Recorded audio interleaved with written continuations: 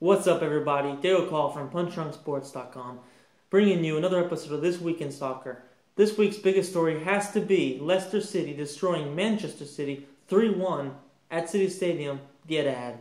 Now, going into this game, I figured this is probably going to be a pretty close competitive game between two teams that play pretty opposite styles. Leicester, playing away, especially. They always play sort of counter-attacking football, letting the other team sort of dictate the pace of the game and have most of the control of possession of all game, and usually hit them on the break and hit them on the counterattack. Whereas Manchester City are a team known for playing with possession style of football, attacking through width, but mostly attacking through the center. And I expected them to dominate possession and have Leicester City attack on the counterattack. That's what happened for the most part of the game. But the biggest thing was just how solid Leicester work as a team. Sure, they have Vardy, they have Mahrez, who are great individuals. They had Robert Huth, who is somehow one of the best defenders on the planet right now, even though not too long ago he was just a bench warmer at Chelsea.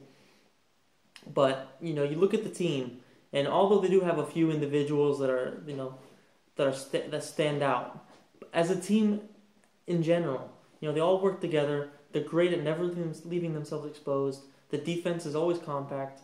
They do a really great job of covering each other's backs, and that's something that Manchester City do not have.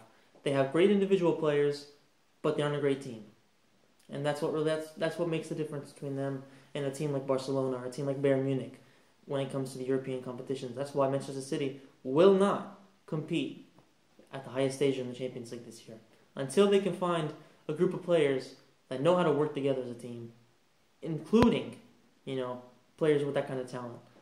With the talent levels that they have now, they just don't have the teamwork that you need to win the Champions League.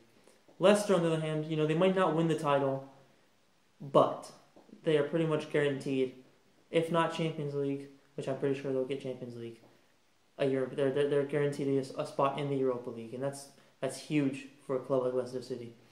And there was just no competition in the game. They got.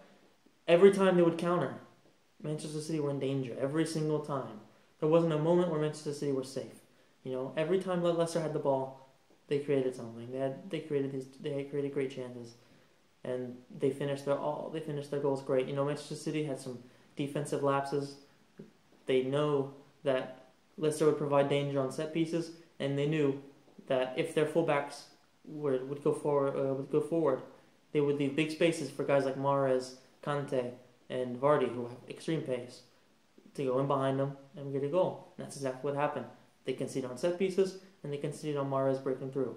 And, it was pretty predictable that that's what Leicester would do, and they still fell for it. They still conceded 3 goals, That's really bad. That's really bad for City, and shocking for Leicester, because I expected it to be a close draw, 2-2, but 3-1, something I just didn't see. I just didn't see that coming. And at this point, I don't see why Leicester shouldn't be considered, the favorites for winning the title. I can see why, because on paper they're just not that great a team. On paper, they don't have great individuals, which is something that you always need in order to win a Premier League. But seeing them beat Liverpool 2-0, beat City 3-1, they could win the title. Another big game that happened was Manchester United versus Chelsea in London at Stamford Bridge. And going into this game, you had Chelsea, who are undefeated in I think it was 10 games. You had United, who were coming off of 2 big performances where they got 3 goals in each game. And honestly, I thought United would run away with this game. I thought they would manage to get a 2-1, a 3-1 win. But Chelsea defended well. Both teams had 15 to 16 shots. United, I would say they outplayed Chelsea in a pretty big way for the first 75 minutes, but in the last 15, maybe 20 minutes, they left themselves too open. They retreated probably about 10, 20 yards back, and that gave Chelsea a lot more time in the final third.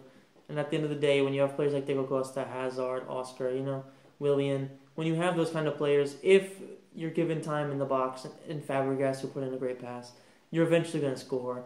United made a mistake of giving them that much space, and Chelsea punished them. They got out. It ended in a 1-1 draw, all in all, it was a really good game. It was the best performance for Manchester United. It wasn't of Manchester United season so far. It wasn't a great performance from Chelsea, but they haven't been putting in great performances in general this year.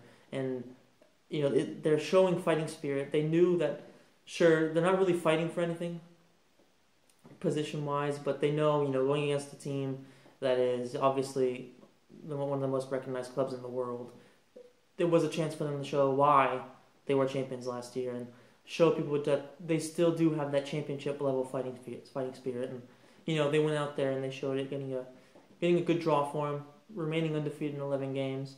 Kurt Zouma, basically Chelsea standout center back this season, who I think is 21. He's going to be out for 6 months because he took a hyperextension to the knee, pretty bad injury.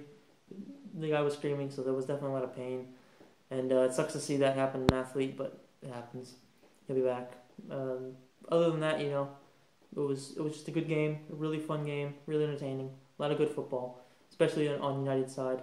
Hadn't seen that in a long time, other than the past couple games. But this was by far the best performance yet, and against by far the best team. Because Chelsea are in 13th spot, you have to remember that they're still champions. They still have really good players, and they're still a team, especially at home at Stamford Bridge.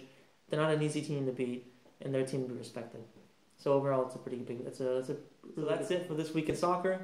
Hope you enjoyed it. If you did, hit the like button, subscribe to the channel, check me out on punchdrunksports.com. Check out other great articles too. Hope you enjoy it once again. Thanks for watching. See you next time.